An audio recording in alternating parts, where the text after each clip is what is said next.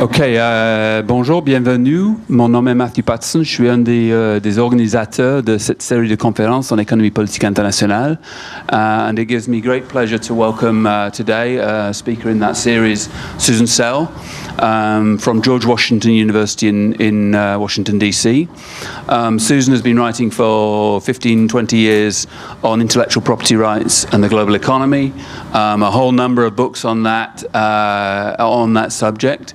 As well as also recently a collected volume which has gained a great deal of attention in framing the question of global governance in terms of who governs the globe. A collected volume she edited with Martha Finnemore and Deborah Avant. Today she's going to talk with the title you see before us, Cat and Mouse, Forum Shifting in the Battle over Intellectual Property Enforcement. She's going to speak for 35, 40 minutes or so, and then there'll be plenty of time for questions and answers. This is also the title of a book that's a work in progress. So you're getting it hot off the press, well before it's hot off the presses. The event is being recorded, which is why I'm speaking to a microphone, even though I have a reasonably loud voice when I put my mind to it. So when we get to the periods of questions and answers, if we can use the microphones for asking questions, that enables us to record this and then put it on as a podcast on the website. Susan, over to you.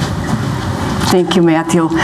First of all, I want to thank Patrick and Ottawa for inviting me to come here, and thank all of you for showing up on a Friday afternoon when there's really cool ice sculptures right in the park. I saw this morning. It's really awesome. Anyway, thank you for coming. This is a book in progress I'm working on. And I have a lot of the empirics down, but there's some of the theoretical bits that I'd love to get some feedback on. I started talking about it with Jackie Best, who has a new book out on governance failures that I have to go get and read now because it will be helpful for my project. But anyway, so I want to thank you all for taking time out on a Friday afternoon to come hear this talk. So what I'm talking about is cat and mouse and forum shifting in the battle over both intellectual property protection and enforcement. That would have been too many words on the slide, but it's about both of those things. So I'm going to start out by talking about intellectual property as public policy. And I think we have to think about intellectual property protection as a public policy. It's a piece of public policy. It's not an end in itself. And historically, we've had shifting conceptions of what intellectual property protection is, what ownership is, what authorship is, and what invention is. In the beginning, intellectual property rights were really temporary monopoly privileges that states would grant to serve other kinds of public policy goals. Early letters of patent that were given out did not really reward the inventor.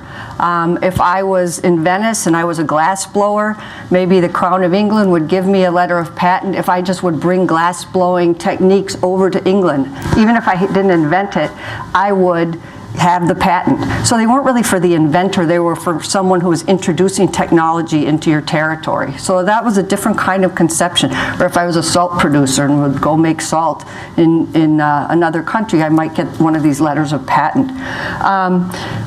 And in terms of countries' stages of development, so they're temporary monopoly privileges, but depending on different countries' stages of development, counterfeiting can be seen as something that we consider to be theft, or we consider it as an important tool of public policy for the public interest, intellectual property theft.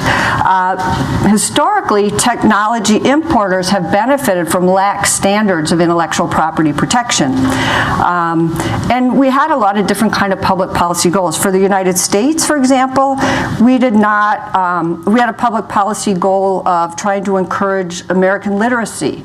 And one of our you know, all the Puritans and stuff, they had Bibles, but we wanted to have an indigenous American literature, and we wanted people to become literate, so we wanted them to have access to excellent writing.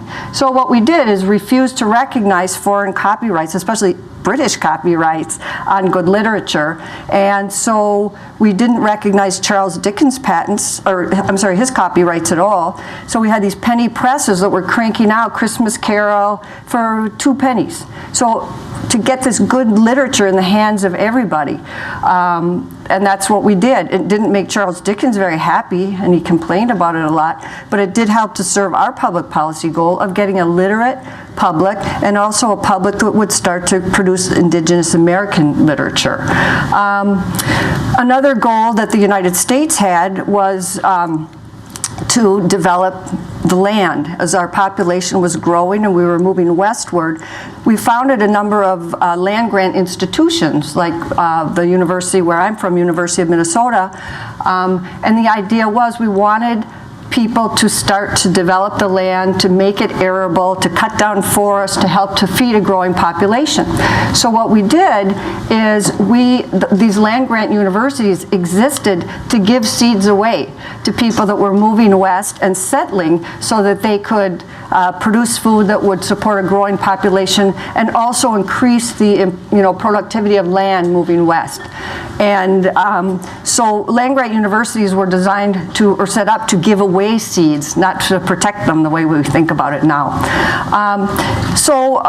Also other kinds of, depending on stages of development, and other kinds of public policy goals that states might be interested in, which might lead them to have variable protection or lax protection in some areas and not others, would be to provide jobs, to promote public health, and to promote innovation through access to the fruits of intellectual property. And every state who's developed did it on the backs of someone else's inventions. We stole a lot of stuff from Britain. Japan stole a lot of stuff from us. That's how you do it. So in terms of levels of development, if you think about intellectual property as a public policy, it's very clear that one size really doesn't fit all, depending on these public policy goals. So who makes intellectual property policy? Let's have a look. In the 1970s and 80s, I'm going to start with the United States, because this was the place that was the incubator for what we have now is the Agreement on Trade-Related Intellectual Property Rights, or the TRIPS agreement in the World Trade Organization. So in the 1970s and 80s, who was making intellectual property policy and demanding an international approach to it? And this was U.S. businesses that are based in intellectual property. They either have patents or copyrights, and trademarks as well, concerned about protecting their intellectual property abroad. And what they did is they were able to redefine intellectual property as a trade issue. And this was their approach to try to get foreign countries to protect our intellectual property. So it's firms like Disney, Microsoft, and the Pharmaceutical Research Manufacturers Association of America that were really pressing Congress for stronger guarantees that their intellectual property protection would be protected in foreign countries. And so by defining it as a trade issue, they were able to help the U.S. use trade leverage and market access as a way to encourage other countries to adopt standards that we preferred, which were higher standards of intellectual property protection. Defining it as a trade issue in the 1970s and 80s was a very smart strategy on the part of rights owners, because during this time the United States was suffering under twin deficits. They had a big trade deficit, and we had a budget deficit. And what these firms were able to argue is that we're the firms of the future. If you look at our balance sheets, we have export surpluses. We're part of the solution. We're not part of the problem. And the U.S. government was very receptive to these arguments as they were seeing the Rust Belt industries declining. The ones that were growing were these very firms that were based in intellectual property, or rooted in intellectual property protection. So this was a typical collective action situation in which small groups with large resources and intensely concentrated interest, intensely focused interest in maximalist intellectual property protection were able to shape policy. This is a classic Mansur-Olson collective action problem. Large groups such as consumers may be less likely to mobilize for collective action because the cost of action would be high and the benefits would be diffuse. But the benefits would be very concentrated for the small, well-resourced group, and so it's not a surprise that they pushed for this, and they were also able to succeed. Now I want to talk about forum shifting. This is an important part of the story here. And I like to think of the whole story as one of cat and mouse. When I was a kid, one of my favorite cartoons was Tom and Jerry. I used to have a really great YouTube clip, 1 minute, to show you the whole dynamic, which basically summarizes my whole talk. But of course, it's been removed from YouTube now due to copyright issues. Even though this would have been fair use. But anyway, so Tom and Jerry, what they do, it's a cat and a mouse, and they just run around week after week, episode after episode. Nobody really wins. Well, the mouse does pretty well usually, but it continues. It never stops. It's not like Itchy and Scratchy and The Simpsons where, you know, the cat ends up like blown up in flames and dead and, you know, whatever. This one just keeps going. And this, I argue, explains the dynamics of the politics of intellectual property protection very, very well. And it's this ongoing situation. And it's an oversimplification, but I think the cat and mouse will help guide you through an incredibly complicated policy space and governance process. So the cat, who's the cat? That's Tom.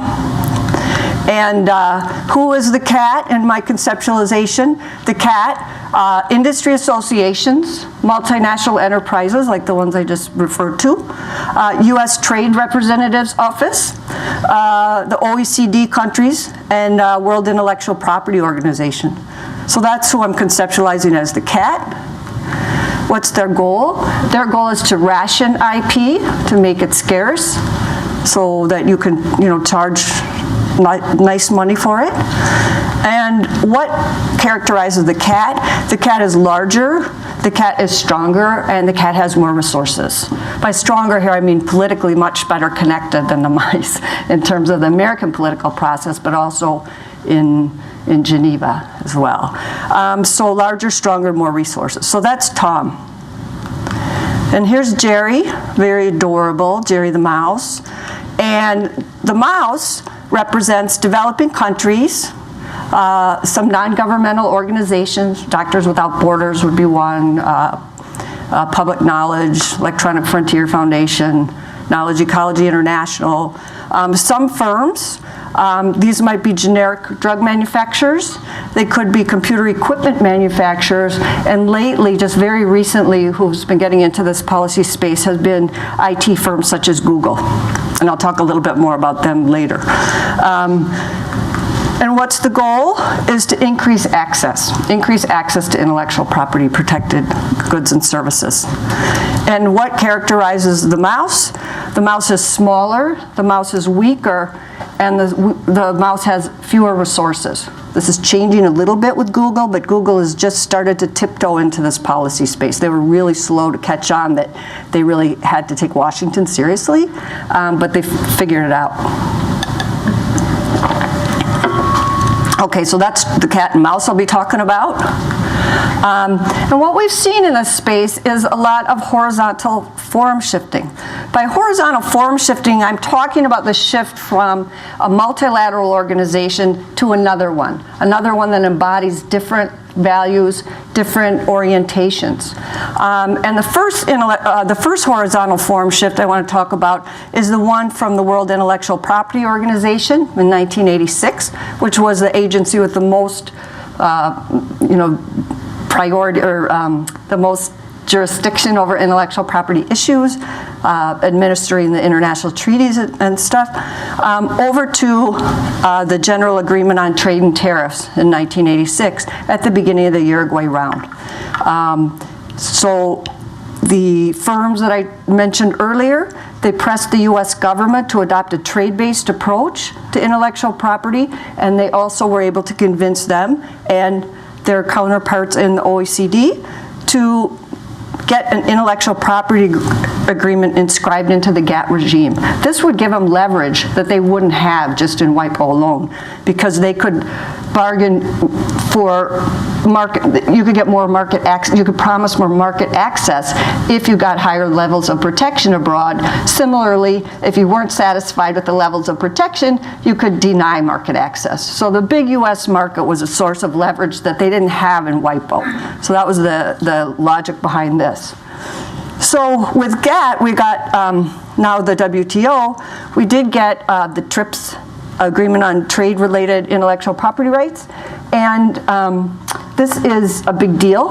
It's binding, it's enforceable, it requires states to adopt laws to protect intellectual property.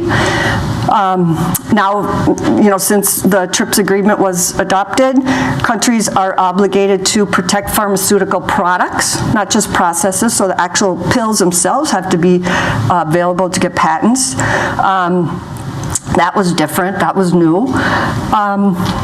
And this required states also to adopt criminal penalties and administrative procedures, set up patent offices. It required them to do a lot of things to set up intellectual property institutions nationally. The quid pro quo for this, how they were able to get developing countries to agree to it, partly, was by making a deal saying, in exchange for you increasing intellectual property protection, we will dismantle the multi-fiber arrangement, which is protectionist textile provision in GATT, and we will increase agricultural market access for you, your agricultural exports. Now TRIPS, it's important to keep in mind, and this helps to explain the dynamics, ongoing dynamics, contestation around intellectual property, and this basic insight has haunted and animated the governance process ever since, is at the time of these negotiations, the CAT thought of this, of TRIPS as a floor, an absolute minimum standard for intellectual property protection, whereas the mouse saw it as a ceiling, like somewhere higher than that. They just couldn't go. It was asking them to make so many changes that were costly that they couldn't imagine anything stronger than that. So there was this really, despite the fact that they agreed to this, there was a real huge gulf between the expectations around what this agreement meant on both sides.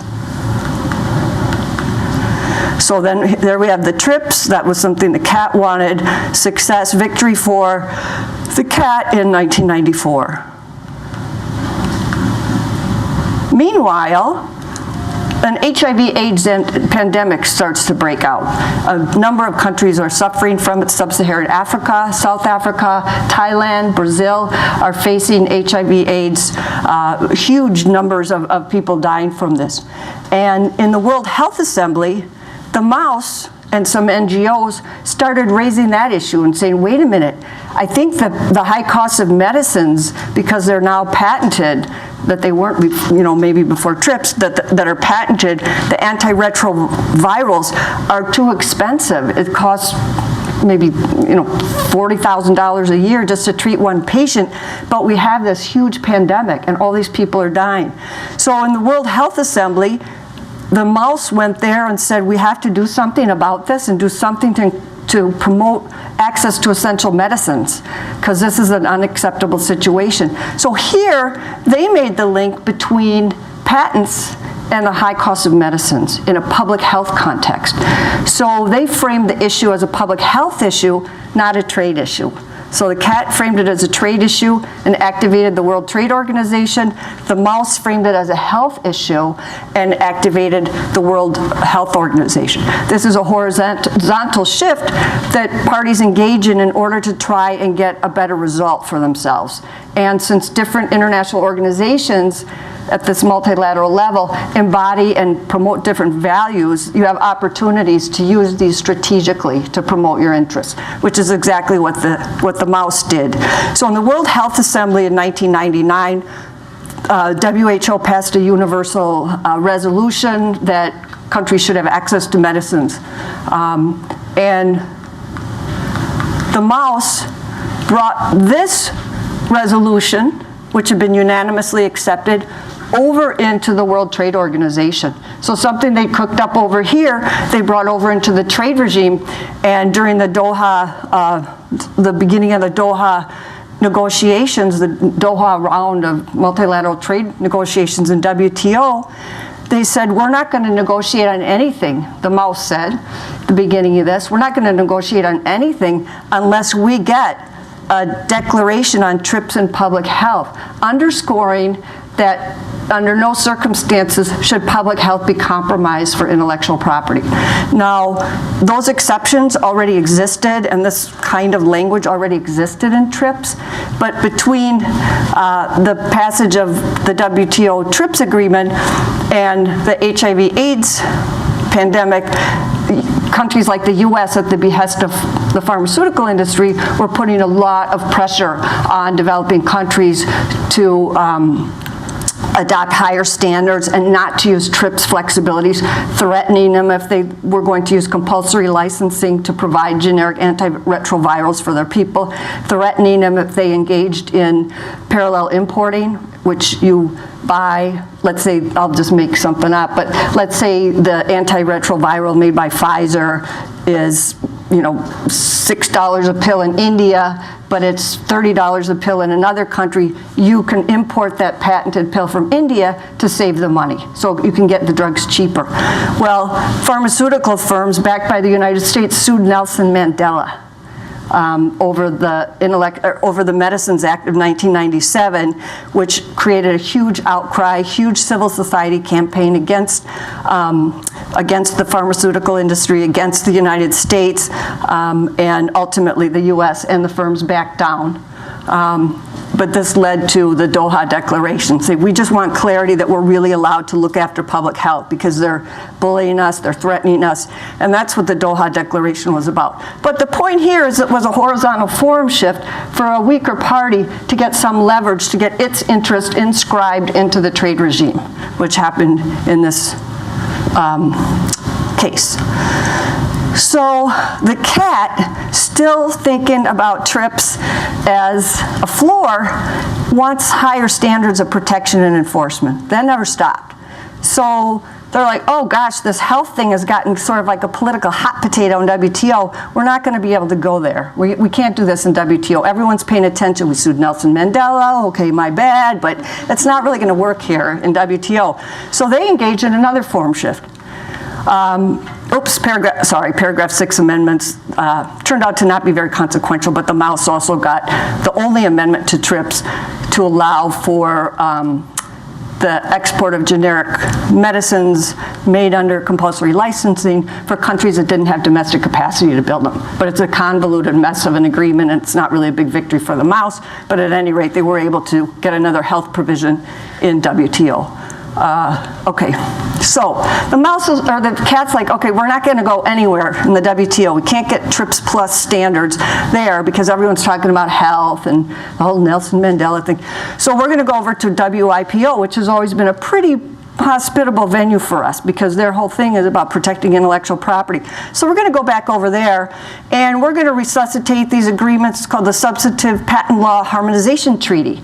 So in 2001, they try to, when Doha started, they tried to get those talks reinstated in the WTO or WIPO, thinking that they'll be able to get TRIPS plus standards there that they could never get away with in WTO after the health thing.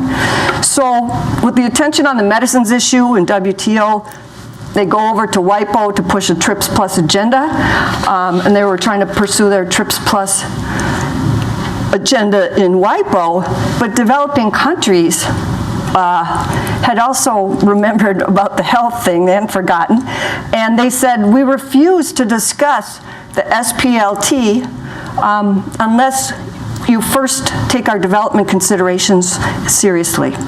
The US and European Union had not come through on their promise about agricultural market access, as you probably all know, which is still a reason Doha is not going very far forward. So they felt, developing countries felt like, well, we made all these sacrifices, we made all these changes that are quite costly, and you still haven't come through on the original promises in '86. So we're not going to talk about adding more until you come through on that initial quid pro quo. A lot of bad blood around this, a lot of mistrust, bad feeling. So they said, we're not going to talk about this unless you talk about development. The US, not happy, sternly warns World Intellectual Property Organization that it's not a development agency, it has no business talking about development, it's purely about intellectual property protection. And they said, WIPO's not a development organization, so don't press too far. So 2 weeks, and then WIPO eventually does pass a development agenda. It was proposed in 2004, very watered down version of this, gets adopted in 2007.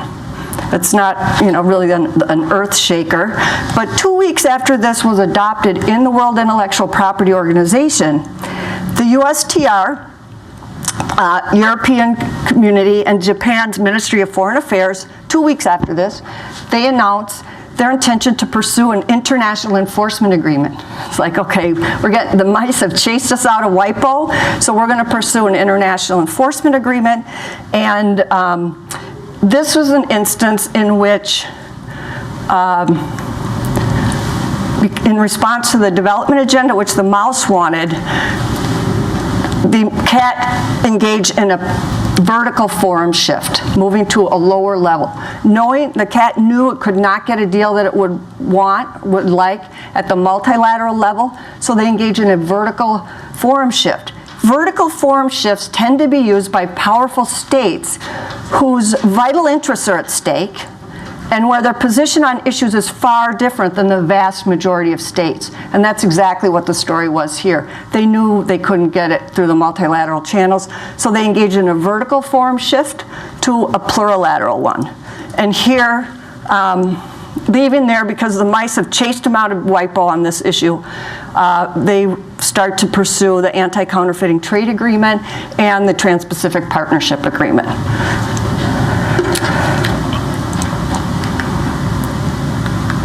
So vertical forum shifting, I talked about horizontal, and you saw that from WIPO to GATT to WHO, back to WTO, back to WIPO, all this horizontal activity, and then we get the stalemate at WIPO leading to this vertical forum shift. And what I mean by vertical forum shifting is moving down from multilateral to plurilateral.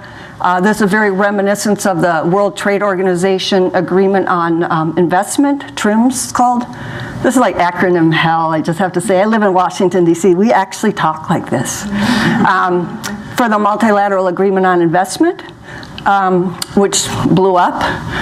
But this is very similar. The WIPO development agenda leads the cat down to Anti-Counterfeiting Trade Agreement, Trans-Pacific Partnership, and the TTIP, the Transatlantic Trade and Investment Partnership with Europe and the United States. And then there's regional shifting as well. Regional shifts, NAFTA and CAFTA as examples of this. A lot of bilateral activity going on at the same time. The U.S. economic partnership agreements and the U.S. free trade agreements. The U.S. free trade agreements are almost all about intellectual property and very little else in recent years to get vertically what they couldn't get multilaterally, because they can exercise their greater market power and use some kinds of coercion in order to get countries to adopt TRIPS++ policies, or TRIPS-, meaning remove the flexibilities. And then unilateral, the USTR has its naming and shaming exercise, Section 301 of the Trade Act. Every year they come out with a list of who's been naughty and who's been nice. And intellectual property, and then a domestic law, Stop Online Piracy Act and the Protect Intellectual Property Act. I'll talk about those as well in a few minutes. So see, that's why I'm using the cat and mouse, because this is a fairly complicated honeycomb that we're walking through here. So vertical forum shifting, the logic of this, they can't get what they want up there, so they're moving down where they have more leverage. And they can also cooperate with more like-minded states or with other states who are already tethered or yoked to a higher standard bilateral treaty. So that's the idea here. Okay. So anti-counterfeiting trade agreement, this was a way to get better enforcement. They were worried in particular about the digital environment, because TRIPS, the ink was dry before we were all hooked on the internet. I mean, so it's a really dated agreement in important ways. And so this was a way to get at some of the digital issues. There are some digital treaties in WIPO in 1996, but they, they wanted more enforcement powers. And this is Banksy's picture here. Someone put ACTA on there. And the idea was to stop downloading, stop streaming, stop the BitTorrent activity. The anti-counterfeiting trade agreement was really about the digital environment. So, and the pirate parties, and trying to crack down on digital file sharing. So the Stop Online Piracy Act and Protect Intellectual Property Act, these were aimed at, these are domestic laws in the United States, and they were aimed at foreign pirate websites that host infringing content. Thinking about Pirate Bay, for example, that was one of the main ones that they were concerned about. And the idea between SOPA and PIPA, which was aimed at the pirate parties and the pirate websites, the aim of these two laws was, it was a domestic US law, and it was to block US, it was aimed at foreign pirate websites that host infringing content, and it sought to block US users from accessing those sites. It also sought to block companies like PayPal from processing any US credit card payments to these sites. What happened next was a little bit surprising. U.S. domestic politics has been in intellectual property has been very much the story of the revolving door. If you want to get a really lucrative private sector job, work at USTR for a couple of years as a deputy USTR, and then you'll get a really nice job at Microsoft or maybe Motion Picture Association of America and make triple, quadruple the money. So there's this very cozy relationship between these IP lobbies, and they have, very explicit institutional access as an advisory commission to the executive branch in USTR. So there's been a very cozy relationship, and these representatives of content, digital content, and software, movies, Hollywood, Microsoft, they're totally accustomed to getting their way. That's all they do. That's all they've been doing since the 1970s. They get their way. There's the revolving door. There's a very symbiotic relationship between these and our U.S. trade policy. And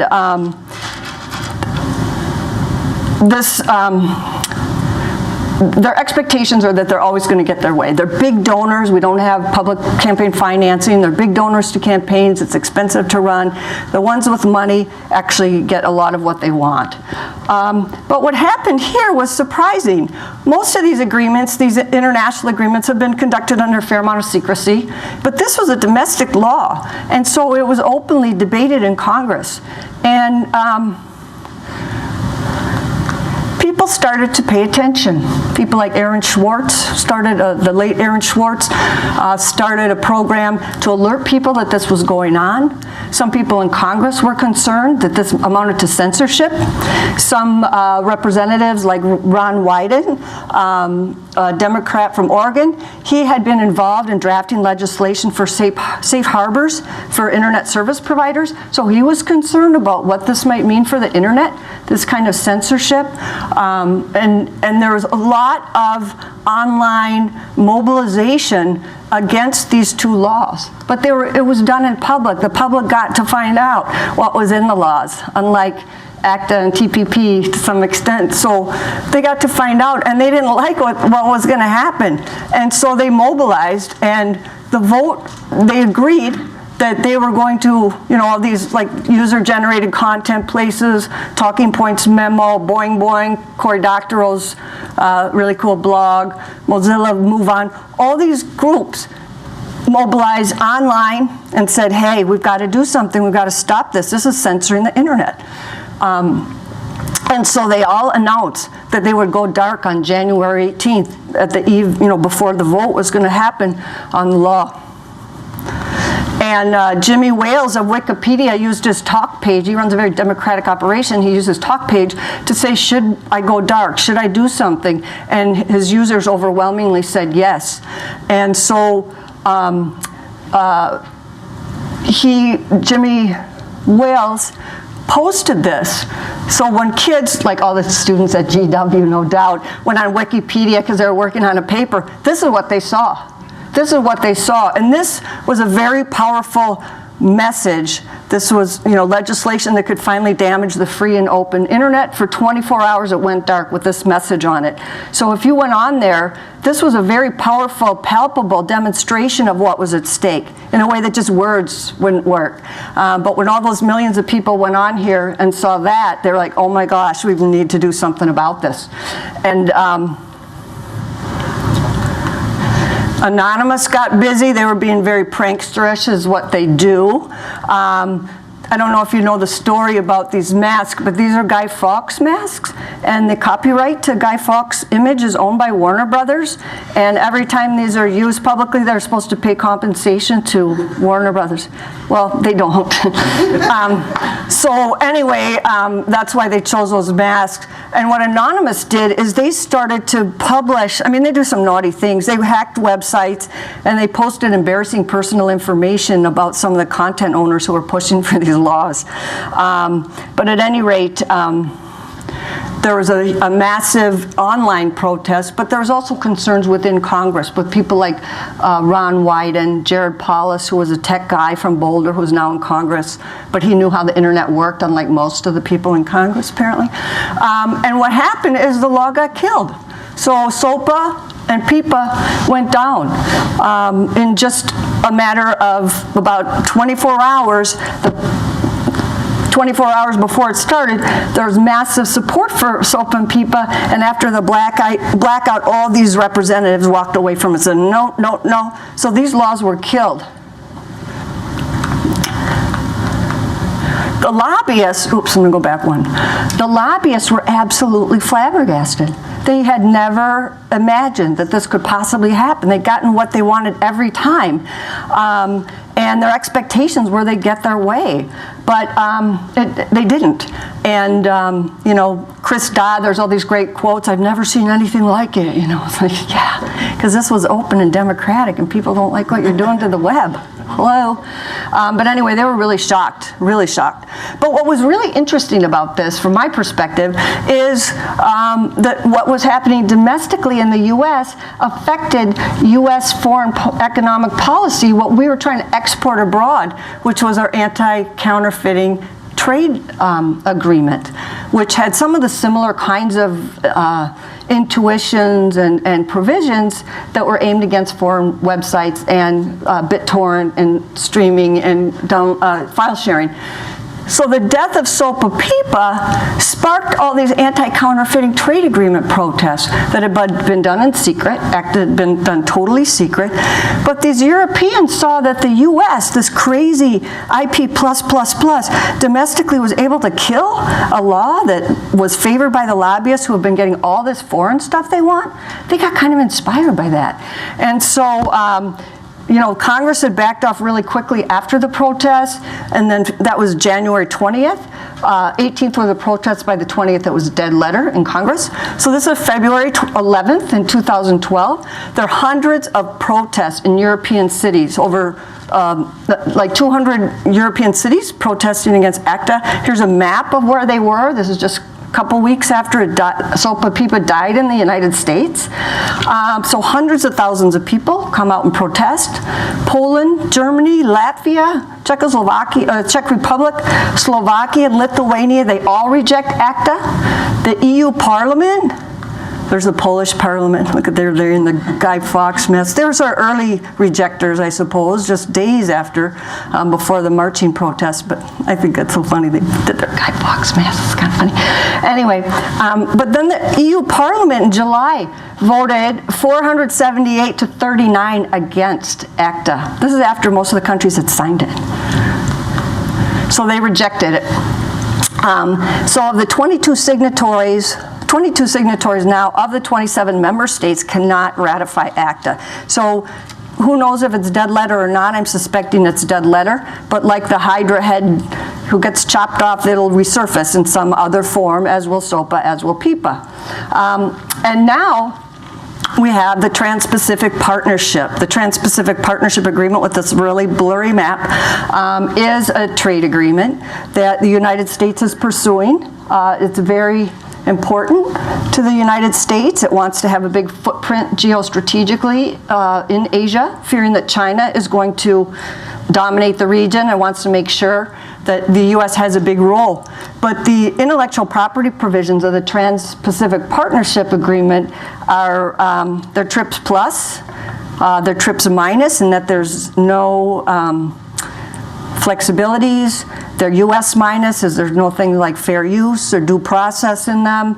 And the thing about this agreement is that it is really a trade agreement. The other ACTA was an intellectual property agreement. This is a trade agreement, so this is different. There's a geostrategic piece.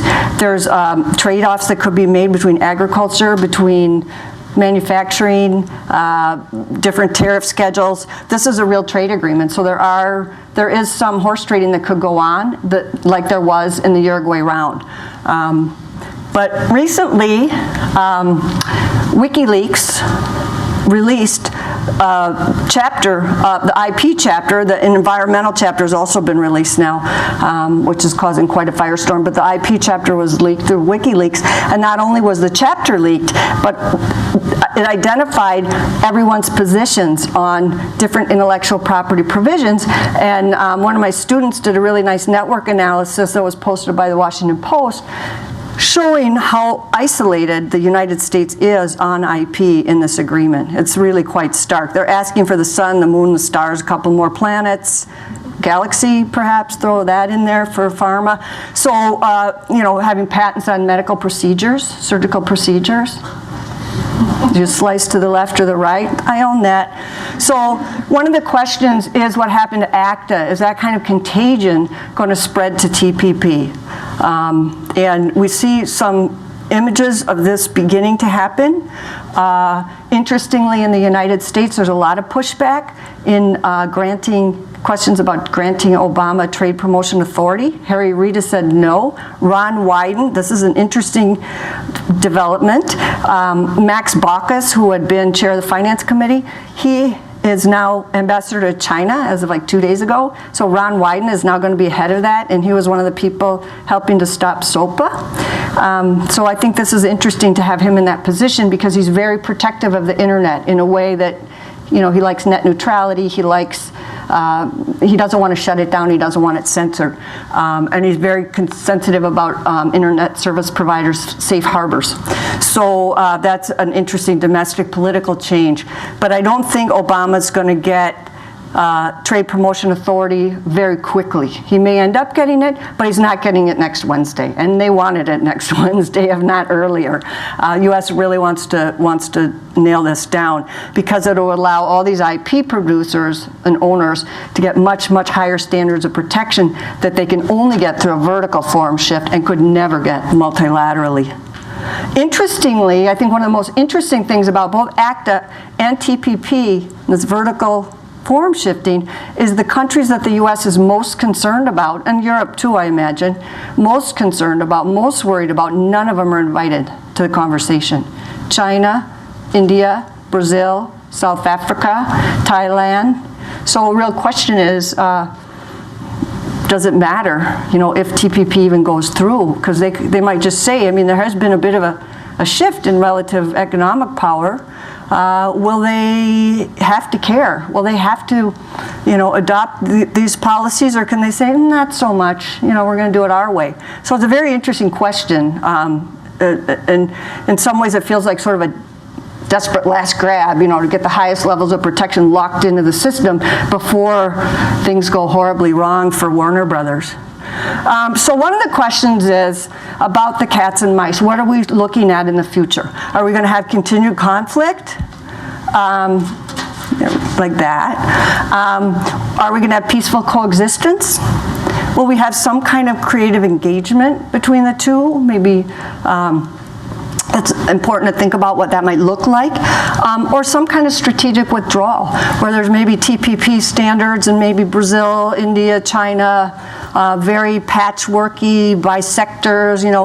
China might want to have very high standards of protection for its solar panels or for some of its agricultural biotechnology, but lacks standards for other kinds of things. I mean, we're not sure what this landscape is going to look like going forward.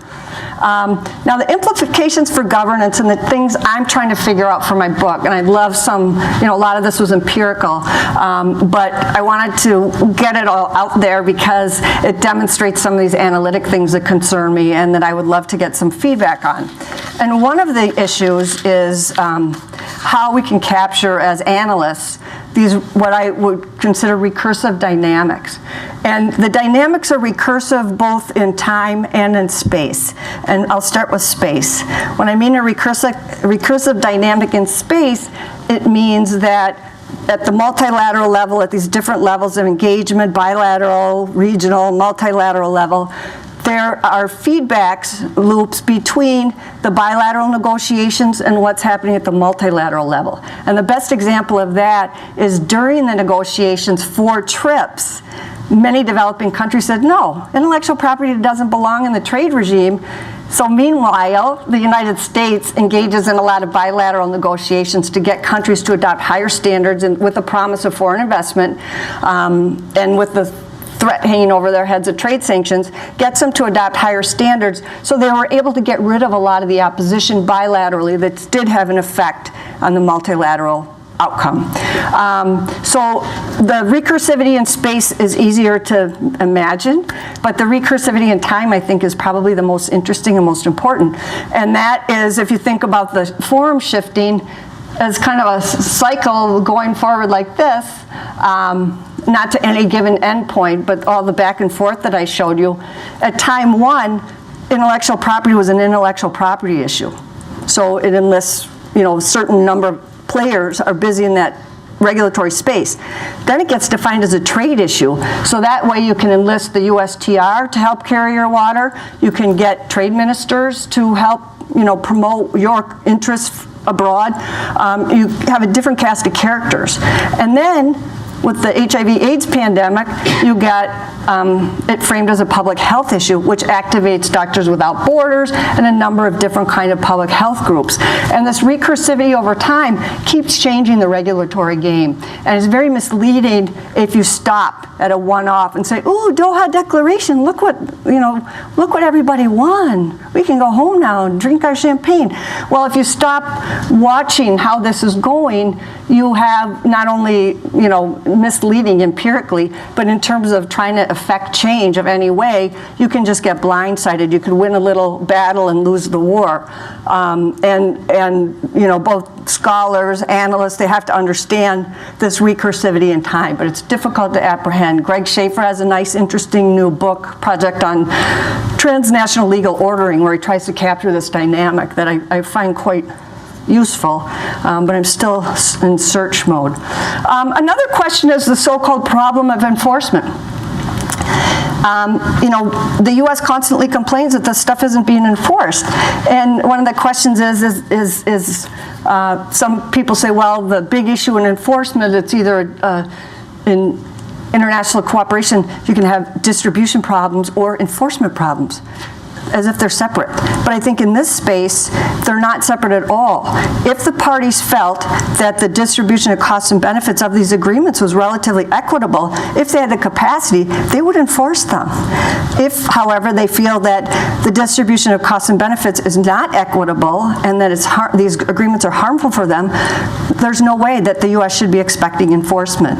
And I think this is a lot of the problem. And there's a very important study by the SSRC, that's a motion picture or media piracy in emerging economies, that argues it's actually a pricing problem and not a property problem. These are underserved markets. They're going to counterfeit. This is the only way. They can't afford to pay $300 for a Microsoft Office suite. They can't. So, this problem isn't going to go away until the pricing changes. So it's not really about intellectual property.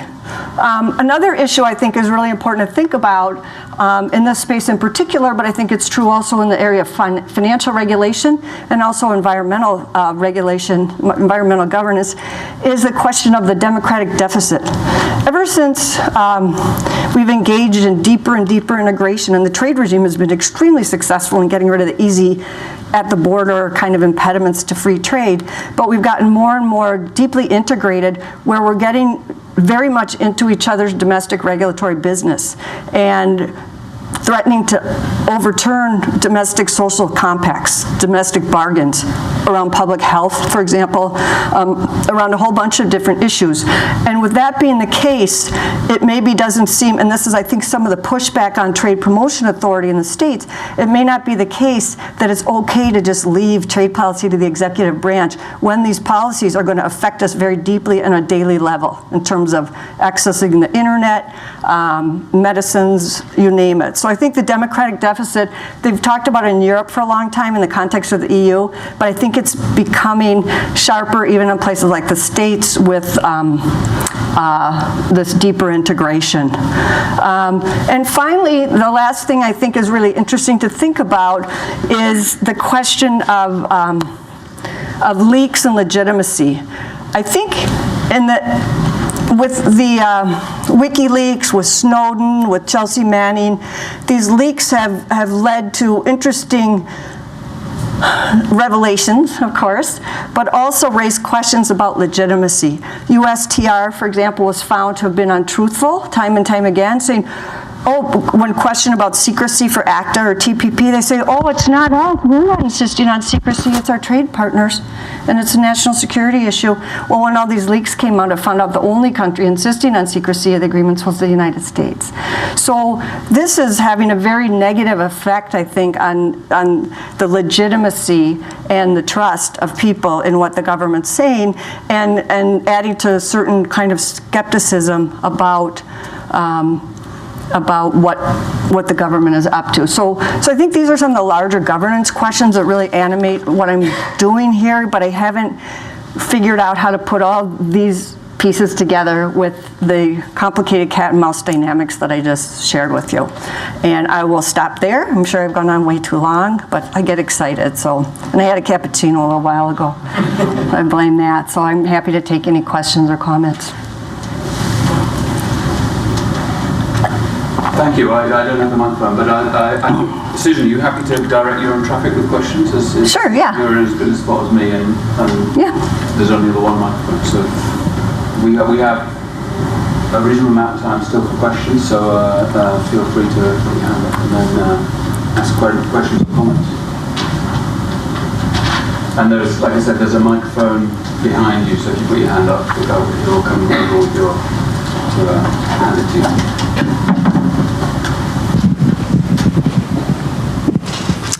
Hello, David Dubinsky. I'm a fellow here and a former cultural trade negotiator. So I was witnessing in the last decade and a half the same cat and mouse game, which I think is a very vivid and accurate description on related issues of cultural trade. The same horizontal shifting went where culture starts in UNESCO.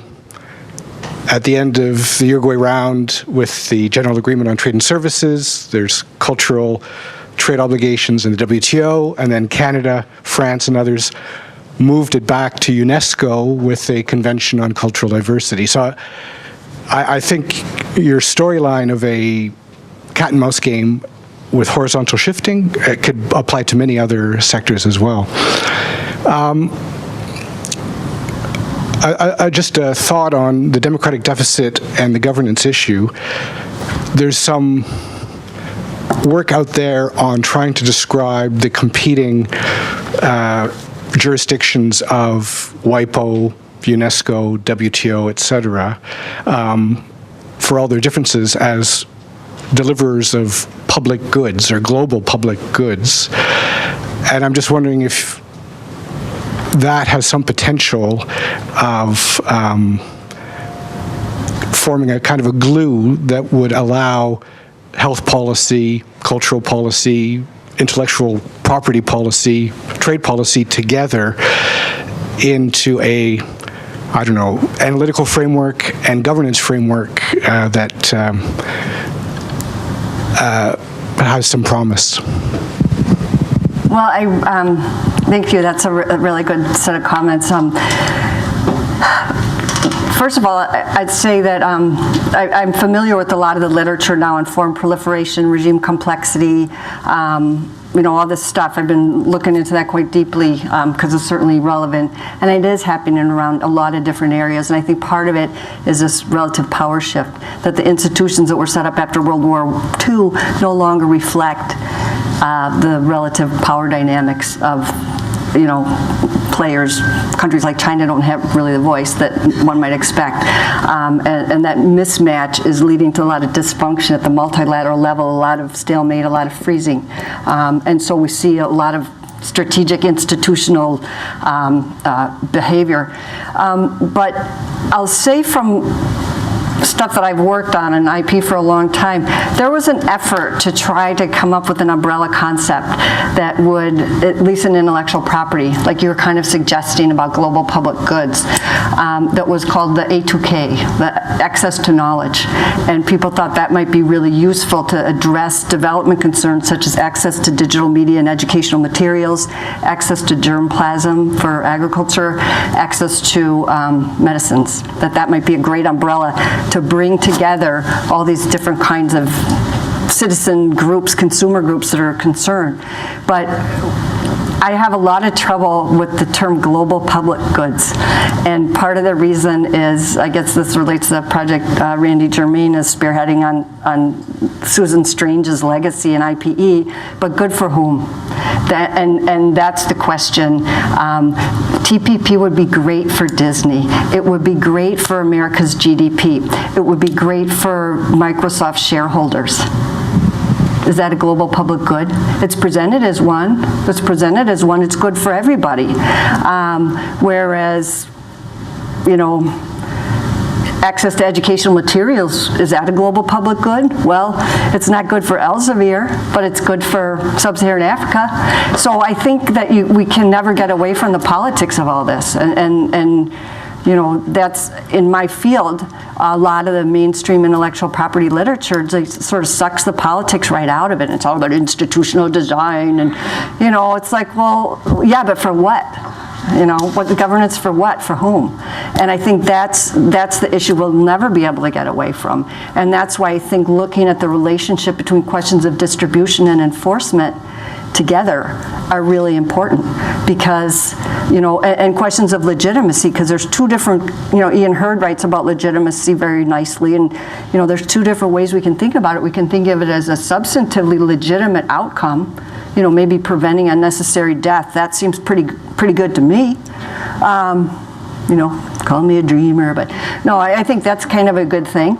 But it hurts Pfizer's bottom line, perhaps.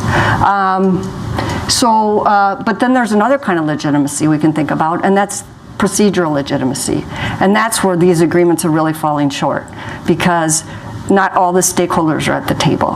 And what happens, I think, in financial governance, environmental governance, and intellectual property governance, there's a very small, self-interested, rather technocratic group that's making the big decisions.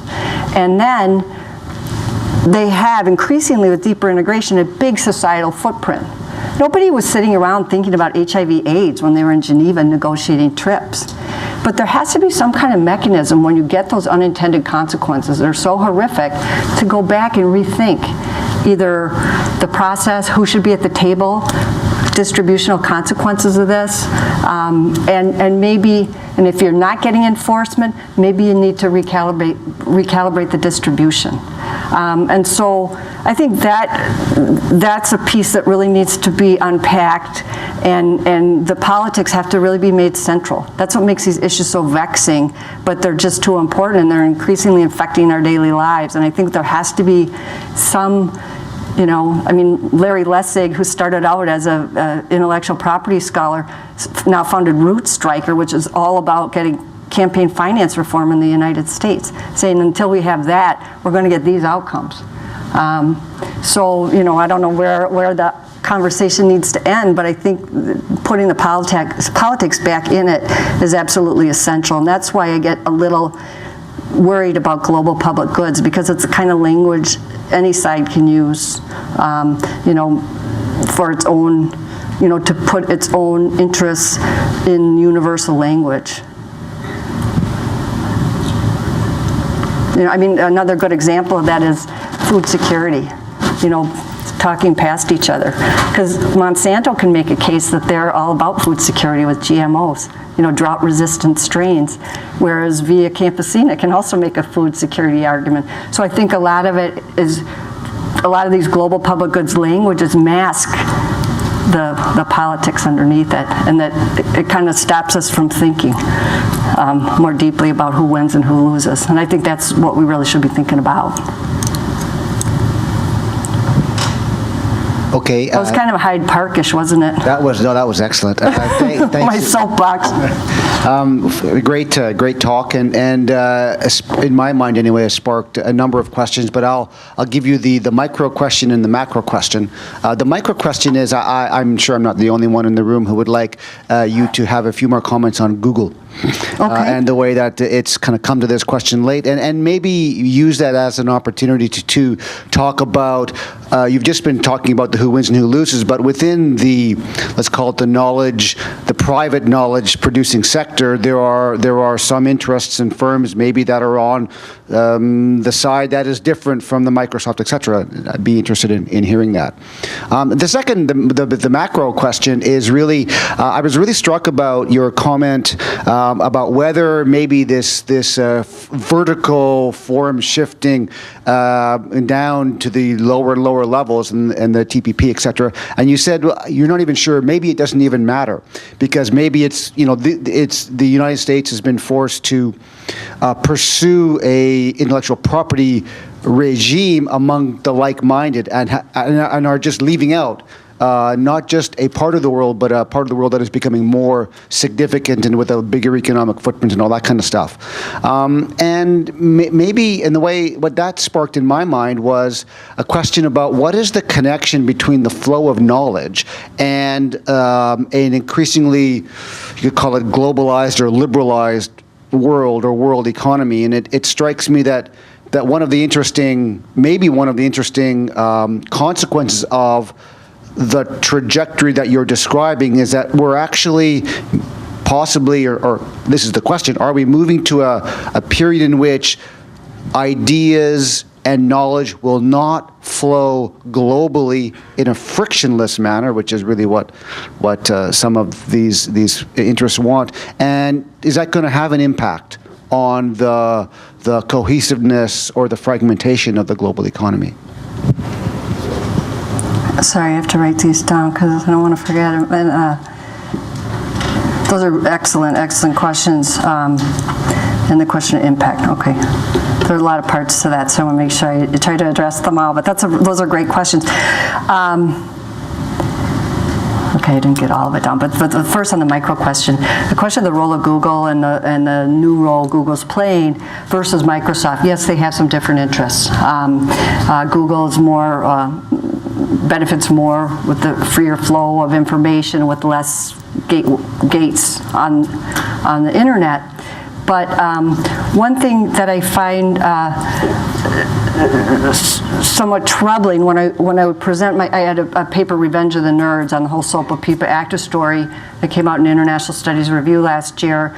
It goes into a lot more detail, but some people, when I present that, would say, oh, it's all about Google. It's just two big powers fighting each other, it's Hollywood versus Google, which was wrong. Empirically, it was wrong. Google was very late to the party. It was people like Aaron Swartz and Ron Wyden and Reddit and Wikipedia. I mean, Google woke up really late, that they were in their little tech bubble, like, we don't have to worry about Washington. They just recently, like in the last year and a half, set up an office there, unlike all of K Street, which has been there forever.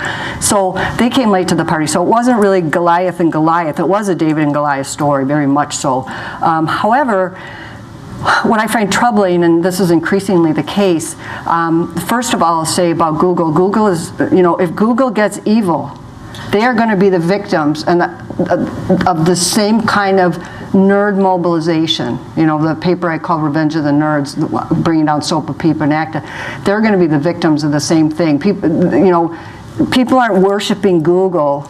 Like, you might know Shiva Vaidyanathan's book, The Googleization of Everything. They're not like, oh, Google, oh, we love you, we love you. They know Google has the potential to become evil. It could become the next Microsoft. And one thing I find very troubling is when you get these victories, for the mouse or whatever, like SOPA PIPA, ACTA, what it's actually leading to, and Snowden's revelations have made that more clear, more private ordering, which is completely non-transparent. And now we're finding out, which, like Google giving and Facebook giving information to government spying agencies and things like that. And that is much more dangerous to democracy than this nonsense of, throwing your money around on K Street, I think, because at least you can track that better, but private contracts you can't. And so I think private ordering is where some of this is going, and it's very, very troubling to me. On the macro question, that's a very interesting question about the connections between China, the role of them. Are we going to have like separate? The connections between the flow of knowledge and liberalized, globalized economy. Are we moving to a period where ideas and knowledge will not flow in a frictionless manner, and what impact that might have? My crystal ball is as cloudy as everybody else's right now, and I think the US government, for example, is still reeling over the NSA, that became public. And our allies are certainly not happy with us. They don't really trust us going forward. There might be less inclination to share data. I think also, I think another thing that I personally am worried about is there was a big district court ruling in the United States that just said that the FCC does not have jurisdiction to insist upon net neutrality, which is a big victory for content owners because they want to have different speeds. If you sign up for if you have Warner, contract or whatever, you buy Showtime or something, you can get that faster than some user-generated content, which will really bifurcate the internet, and that's a problem. So that's a nerve-wracking thing. So the net neutrality question is really important. The question of trust, the question of how to encrypt and prevent industrial espionage. I mean, we have been on our high horse about China, industrial espionage. It's like, oops, we're bad. All this stuff has come out about how much we engage in it. So we can't really get away with this hypocrisy that Henry Farrell and Marty Finnemore just wrote about in Foreign Affairs, under an age of WikiLeaks, under an age of Snowden and all the rest of it. It's difficult to pull that off. The other very strange thing is Hillary Clinton made a big deal as Secretary of State of going to China and Iran and saying, oh, bad, you can't censor free speech. And our basic foreign economic policy is to get everyone to censor for Hollywood, right? To clamp down on sharing information and stuff for a copyright holder. So those arguments cannot be taken all that seriously when it's like, wait, for your rights holders for profits, you're willing to censor access to foreign websites, but we can't do it for just political regime survival? So that really undercuts our ability to be persuasive in that space. So I think these are all like moving pieces, and I don't see the equilibrium there yet, and it's going to be a while for, and some 17-year-old hacked all of Target's credit cards a couple weeks ago.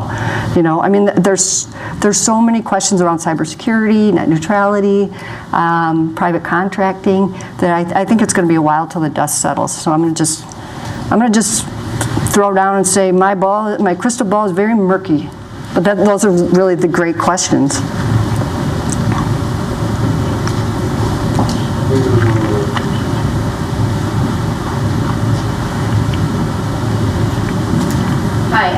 Hello. I was hoping you could speak to more of a procedural issue in the United States to do with genetics research, and what the TPP might mean for like court overruling. So when the district court in California overruled patents on genetic strings, for example, what would trade agreements for countries like the United States that have, you know, divisions of power within a democracy, what would that mean for overruling things like the overruling of the patents?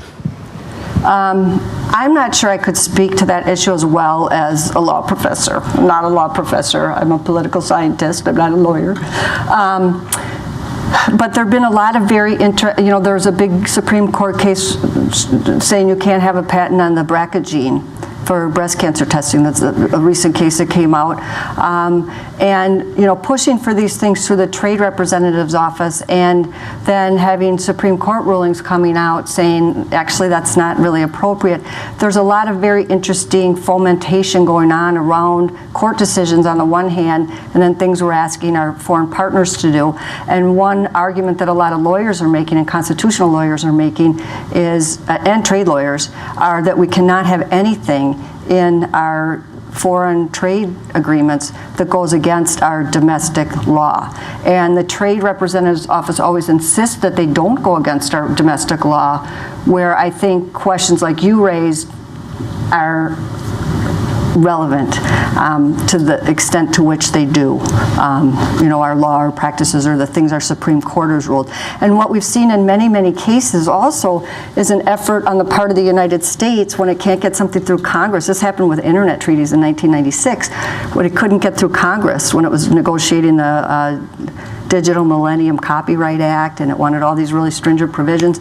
They negotiated it at WIPO, got some stringent provisions, and then brought them back, and that became the DMCA. So we've done an end run around Congress before, and you know, Congress is sort of ticked off right now thinking that TPP is yet another one of those examples where it's like, oh, look, we've committed, we've bound ourselves to this international treaty, so now we have to implement it in domestic law.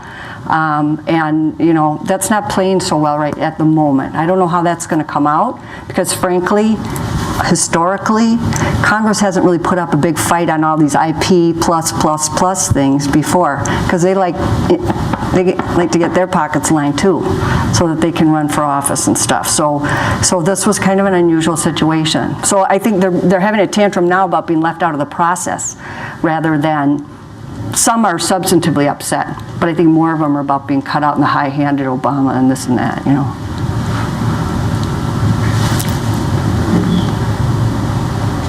Hi, Professor Sull. I'm really, it's a bit surreal addressing you because I'm a big fan of your writing and all, and I'm a bit starstruck. Earlier... Gosh, that's so sweet. Wow, thank you.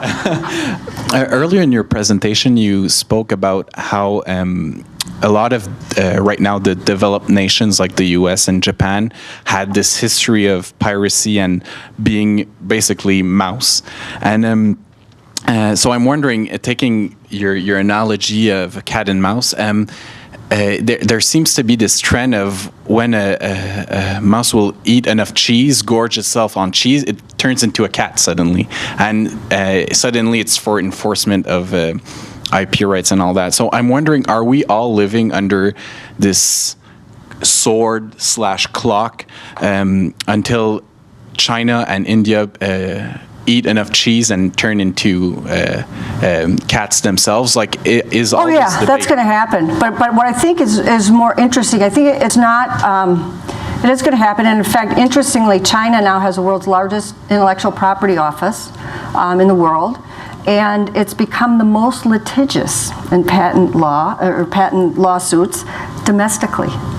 So it's copying all of our bad habits, you know. And but they see, and I went over to China and did some research on their indigenous innovation policy, and the way they see it, yeah, and there's a lot of questions in the U.S. about our bad patent laws. You know, when you get a patent on a crustless peanut butter sandwich, maybe there's something a little wrong, like I make my kids lunch, I'm violating somebody's rights. Come on. So there's a lot of questions about that, but you know, basically China's copying our system of granting as many patents as they possibly can. They're gaming the system. Japan did the same thing.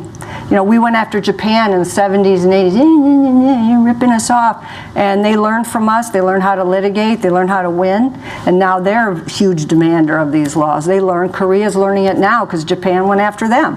And so they're like, yeah, now we're gonna game it. China's doing the same thing. But I think what we're gonna see is something a lot more variegated, and I think China's a really interesting case because there's so many different Chinas. It's such a complicated place. I'm not a China expert, but it's a very complicated case. And if you think about the bottom billion, the poorest people in the world, China, India, Brazil, South Africa, Thailand, these countries are home to some of the bottom billion. And I think their policies are going to look different because they are going to have to address the concerns of the bottom billion. I mean, we've got plenty of poor people in the United States, don't get me wrong, but they're not the bottom billion, you know, living on less than $1, $2 a day. So I think the Chinese leadership is more afraid of its own people than it is about anybody from the outside. And they spent more, 2 years ago, spent more on internal security than their military budget. They've got, you know, Uyghurs in the West. They've got all sorts of things they're worried about, and a lot of strikes, a lot of instability, a lot of complaints about pollution. It's much less stable than you might imagine. And there are always going to be parts of the country that will never have enforcement. They will never have strong intellectual property laws or enforcement. Parts of Beijing will. Central government, I think, really wants to. They want to be the ones sitting on the side of the table getting the royalties and the fees. You know, that's what they want. But if they want to, you know, it would not be in their interest for social stability to really crack down on Western China, because they're not paying full dollar for Microsoft products or Huawei's products, let's even say. So I think that their policies are going to look different than ours. I really don't believe one size fits all for anyone, but the problem is the way that IP protection has been pitched has been very ahistorical. You know, negotiators will say, look at our GDP and look at our standards of intellectual property. See, these two things go together instead of, you know, that. So the ahistorical thing has its advantages. But I think we're going to see something very different. I think what we're going to see is a much more fragmented kind of governance domestically of intellectual property, regionally in, you know, the poor places than not, and also by sector. There's going to be some sectors China's never going to enforce. There's going to be some sectors that Brazil will never enforce. But you know, to the extent that they can benefit from stronger protection and enforcement, if the distribution of benefits is worth the cost, then we'll see enforcement there. But it's not going to look exactly like what we've got, because they've got a different set of demographic challenges than we have. So that's what I think there.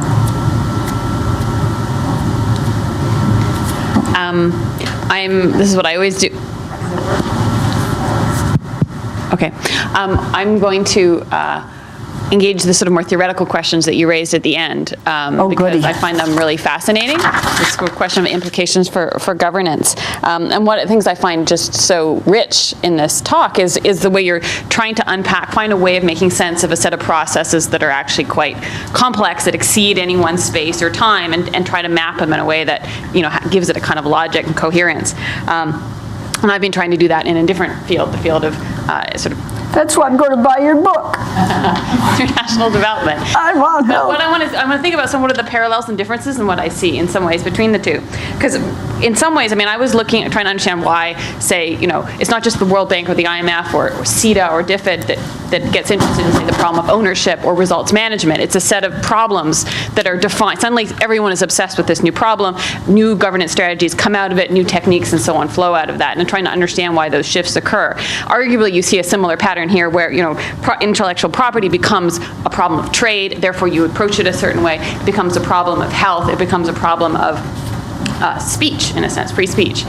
But what's so interesting here, and I think what is so, powerful is how, in the context of trade in particular, it's such a strategic move that, it's not, so you really see both cats and mice picking and choosing and trying to frame it as a particular kind of problem and therefore choose particular sites. But I guess one of my questions is in addition to that, this strategic dynamic, which I think is, really important here, are there broader shifts going on? Like, are there broader, is the fact that intellectual property became very much a trade issue in the 80s, is that just by chance? That was also, an era of the rise of neoliberalism and privatization or so on. Or did that also enable, in some ways, create the broader context, the way of talking about it, the kinds of institutional spaces in which that became possible? I don't know, health, and then now today, around speech and the digital and so on. So are there wider shifts, conceptual shifts that make these possible, or do you see these as really largely strategic kind of choices that really don't have that sort of that wider context? Well, I think that's a fascinating question, and it's a really important one, and I haven't thought about it as much as I should, because I've looked at it so strategically. But, again, and this is back to my murky crystal ball, but I think with the WikiLeaks and the NSA stuff, I think people are going to start to pay more attention to the importance of free speech and privacy and these things, and the extent at least to which copyright can undermine that, copyright policies. I think there's also, I don't know if it's a conceptual shift going on, but I think some of the behavior of the pharmaceutical industry is really becoming very problematic and disturbing to many more people, and concerns about the costs of health care. And I'm not sure they're going to be able to get away with everything that they've been getting away with all this time. And I guess in the broader picture of, changes in relative economic power, sort of a tarnishing of the Washington Consensus after the crisis that began with our subprime mortgage issues. I think there's a time that's ripe for questioning the whole formula that we've been pushing, and IP being, I mean, real free trade people have been critical of this. Jagdish Bhagwati says it's turned WTO into a collection agency for Hollywood and pharma. It doesn't belong in the trade regime.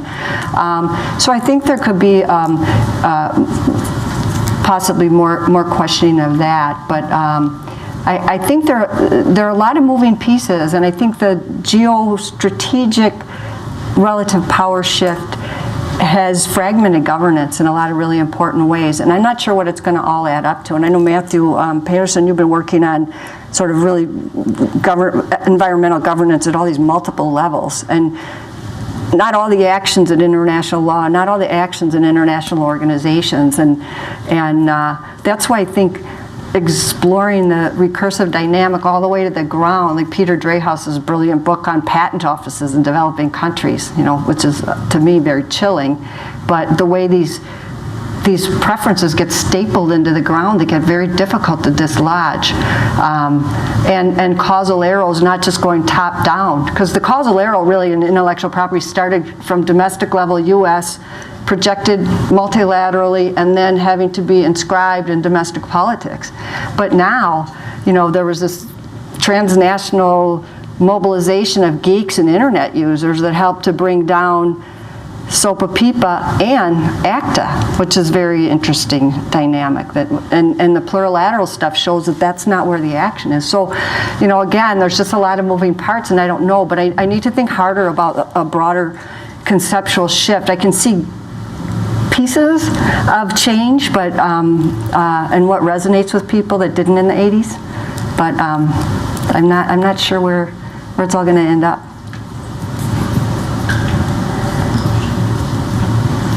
Hi.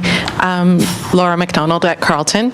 I wanted to ask you about the cat and mouse thing too, which is a great analogy, but maybe a bit misleading, because what's notable about these actors is that the cat is very unified and strong, partly because of the unity of the actors. The actors involved have very common interests, whereas the mouse is really mice, and that's the classic problem of collective action, that there are a lot of them. Yes, they have the power of numbers, but they're disunified and have different interests.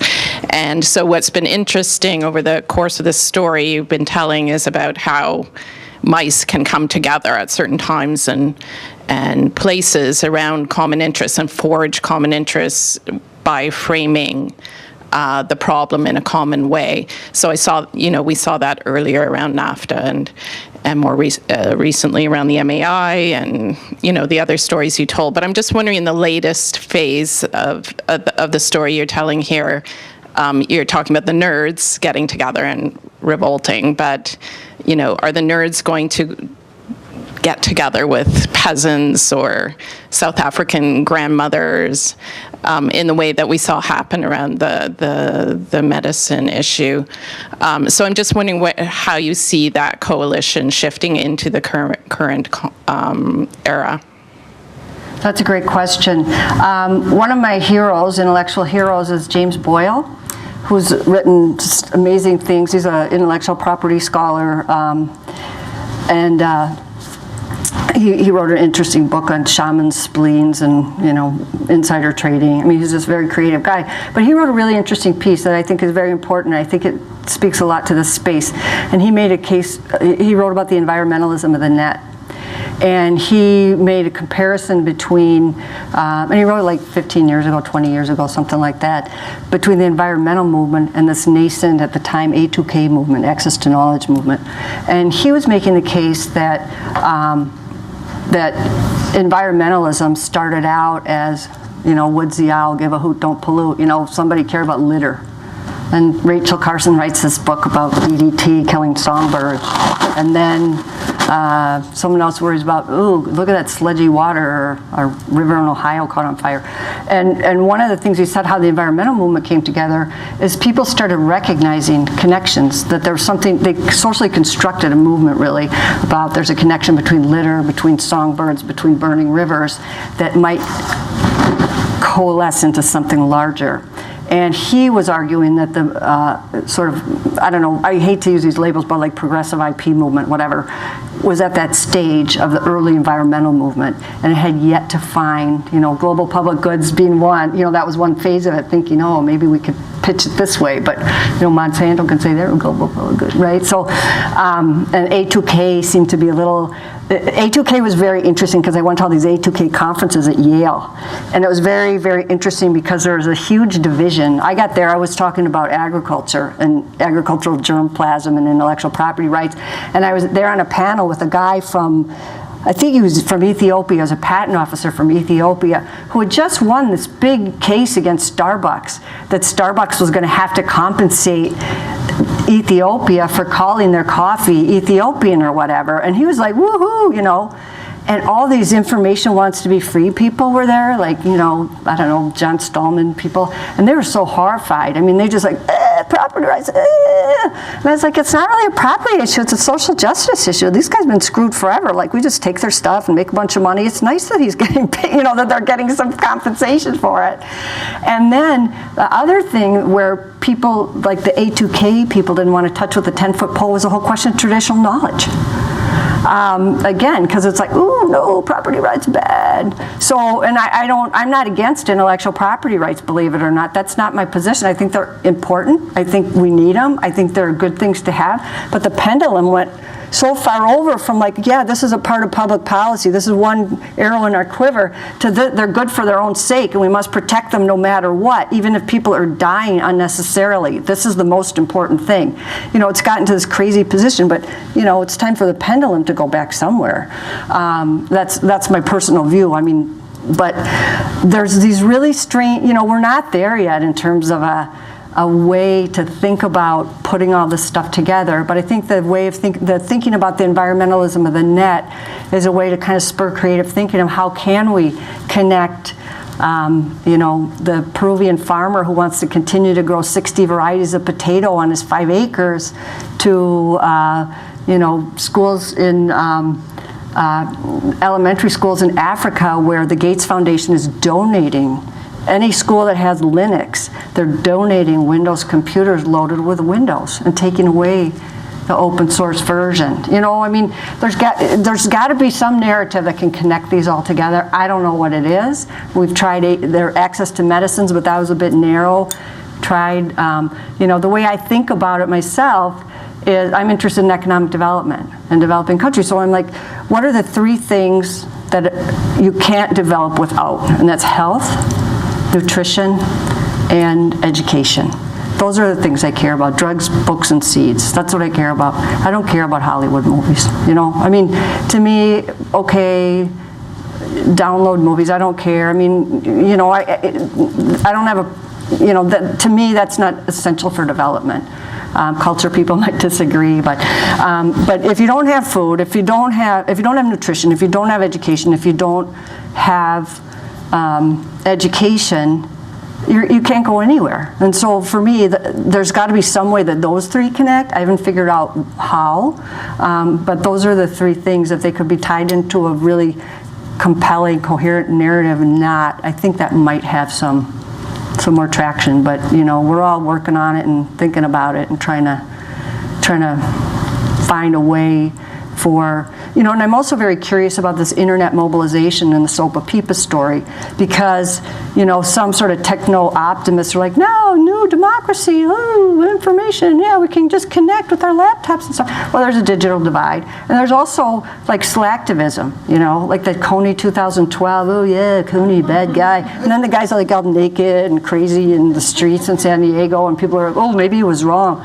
But then there was another mobilization against the head of the Susan Komen Breast Cancer Foundation. It turned out that, they were trying to close it on all these Planned Parenthood things, and so a lot of the head of Susan Komen breast cancer thing, she had to resign. They don't get the money they used to get because of that, and that was a totally, an internet mobilization. So I'm still really curious in terms of the conditions under which these things have traction and when they don't, when they're credible and when they're not, and more importantly, how sustainable are they? I'm going to be very curious to see how, to the extent to which the anti-ACTA, anti-SOPA PIPA gang can you've seen little images of it, but can remobilize against TPP. I don't know if they will. I don't know if that's possible. I don't know if they're interested. I don't know if they're paying attention. I think those are really important questions to think about in terms of the sustainability of these quickie mobilizations. Jamie Boya would hope that they become more like the environmental movement, has more coherence across a wide platforms of concerns and interests, but it's not there yet. Hi. I think we have time for one more, say, in terms of time. All right. Yeah, okay. So we have time for one more question. I'm a nascent graduate student in public policy. And just your story of shopping around with the interest partners reminded me of John Kingdon's thesis, and so it reminded me that just for your great. I love his work, by the way. So just in your issue of governance within the world, like a global governance and the globalization of intellectual property, it's interesting that the actors and interests from the cat's perspective are largely homogenized, and we've already mentioned this, and the mice are very diverse. But in this situation, within the global network, you have like this intricate network that is tied, I guess, within U.S. foreign diplomacy. So I guess when you're talking about this governance, like, is there governance besides the EU, America, and the coalition of the unwilling? Like, is there beyond that? And so I guess my question, or my suggestion or question, I'm flailing here, is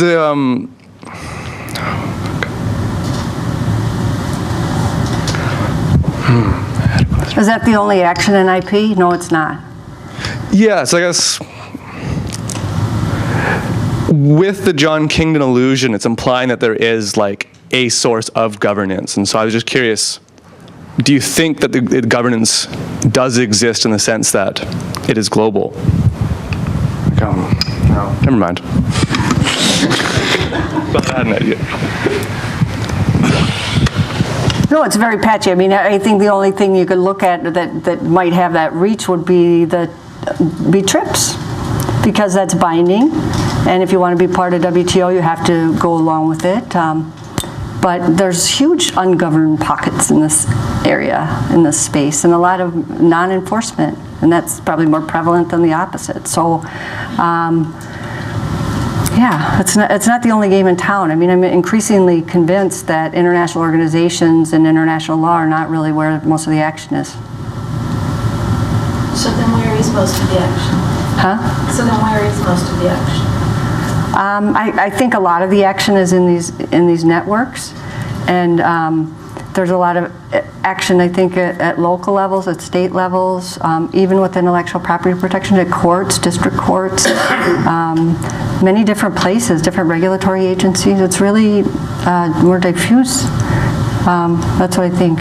So harder to get a handle on, you know. But I think there's reasons it's gotten more diffuse, and I think a lot of it's a stalemate upstairs, because the institutions really don't reflect the realities on the ground.